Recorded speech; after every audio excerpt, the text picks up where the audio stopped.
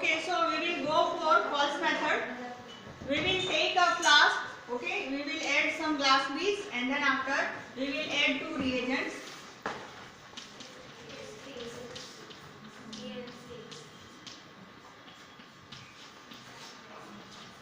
Okay, in the quantity of 20 ml and 5 ml.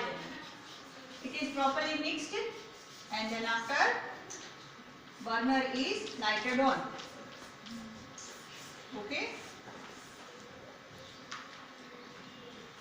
Then after it is kept on tripod, Now then after we have to add 1 or 2 drops of the methylene blue. Okay. Now after that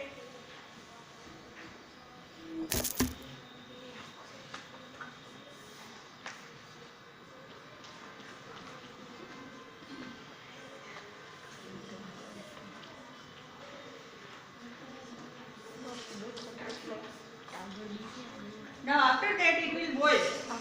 This will get boiled and it will give you blue green color. Okay. Now then after you have to add your diluted growth sample.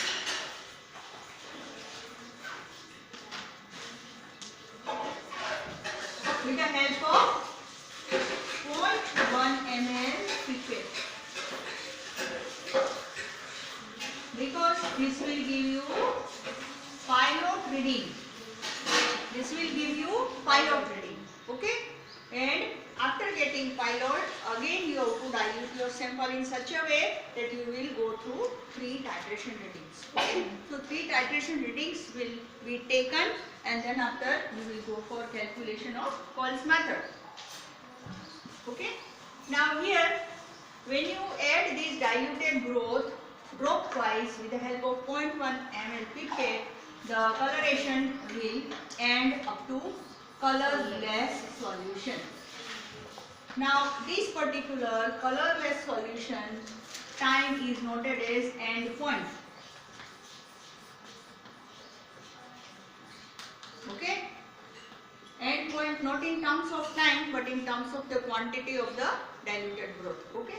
So then you have to stop adding from the pipette and you have to just see that how much amount is required to do this particular reaction. Okay, that will be that value will be noted, and then after calculation for Coles method is to be done with the help of using proper formula. Okay, so in this way you will get the result of Coles method on first day, on the second day, and also on the third day. Okay. So the same thing is to be done. Now on the third day also again we will go through the same procedure. First of all we will withdraw 20 ml from the bottle. Okay. Then we will go for 3 things again. On the third day, okay, very firstly we will check for the pH, change in the pH. Then we will go for Gram staining. And then after we will go for Coles method. Okay. Now after doing this on the third day, there will be a very big plan to be done on the third day. That will be estimation of alcohol from your water. Okay. So this is very important thing you are going to do.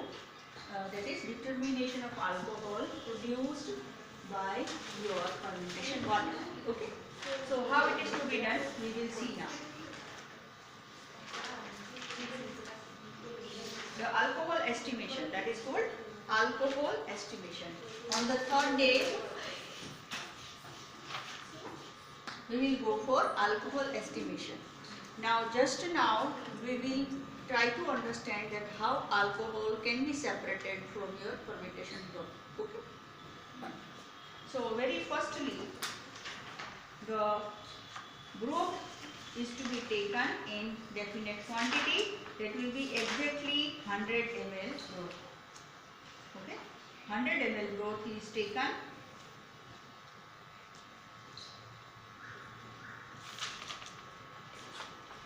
First of all, you have your bottle. You will go like this. This is your bottle. Okay. Now you are withdrawing exactly 100 ml. So we will have filtration.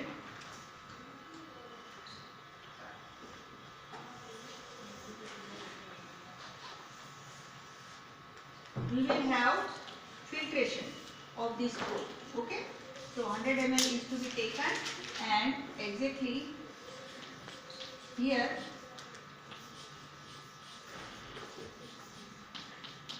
filtrate is obtained after this filtration. This is our filter. Okay. With the help of filter, we are filtering this. Okay. With the help of filter paper, ordinary filter paper, you can do this. There is no problem. Okay. So after this filtration procedure, now the collected material will be your filtrate.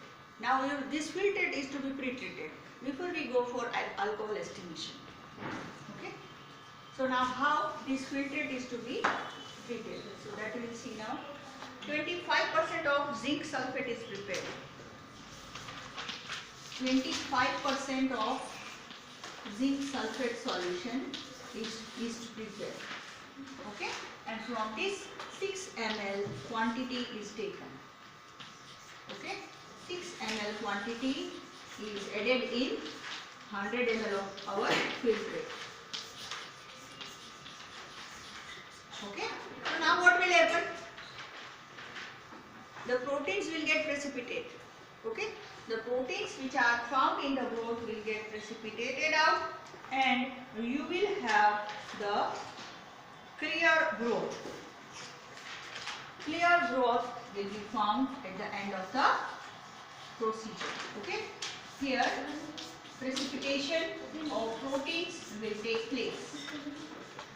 Okay, proteins will get precipitated, and now we will go for distillation plant. We will go for distillation of this broth. Distillation apparatus will be fitted in the laboratory, and our broth is distilled out at higher temperature, that is 80 to 85 centigrade temperature. Okay, distillation is done. We have our distillation plant, and every year we go for this distillation of alcohol. Okay. Now the time duration for this process is at least for 15 minutes. Okay, at least for 15 minutes if one sample is there. If more samples are there, then you can go increase the time. Okay. So now at the end of this distillation, whatever we will have will be our alcohol. Okay, this alcohol will be collected in the form of vapor. Okay, vapor will get condensed, and then after it will be collected in the particular this type of beaker-like structure. Okay, and then after it is stored, and then after the alcohol produced in our fermentation will be estimated from this. Okay, this is our distilled broth. It is pure. There is no other contamination or impurities. Okay, it is already distilled. So now whatever is there inside will be alcohol. Okay, it will not be 100% alcohol. If you want to get 100% alcohol, you have to double distill it. Okay, you go on distilling it again and again. So you will have pure form of alcohol at the end of the fermentation. Okay, so this is the way how you can go for getting the alcohol from the fermentation water. Okay, so at laboratory level also we can prepare pure form of alcohol. Okay, then after by estimating alcohol produced in your fermentation bottle, we can go for checking practical efficiency, actual efficiency, and theoretical efficiency. Okay, actually how much amount of alcohol is produced, and theoretically how much amount of alcohol can be produced, and we will see that what is the gap in between these two.